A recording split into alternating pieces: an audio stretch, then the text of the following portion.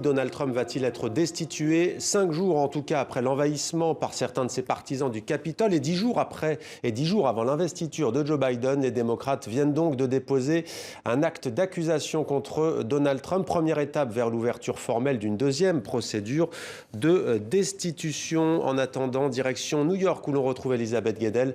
Bonjour Elisabeth, le processus est donc bien enclenché, c'est cela ?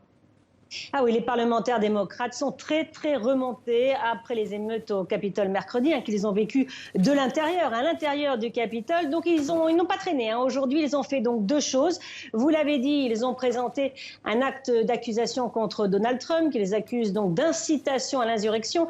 C'est un acte d'accusation très lourd et donc ça ouvre la voie vers une procédure de destitution qui serait la deuxième en un an seulement.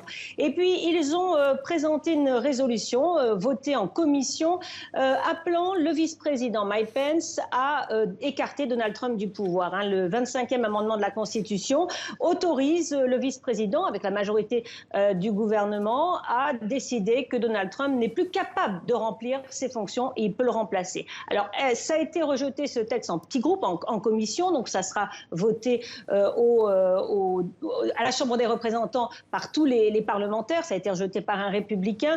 Donc en fait, est-ce que Mike Pence va décider vraiment d'écarter Donald Trump? C'est peu probable, donc ce texte ne sert pas à grand-chose en soi, mais ça serait évidemment, s'il avait décidé d'écarter Donald Trump, ça aurait été le plus rapide et Donald Trump aurait pu partir avant le 20 janvier.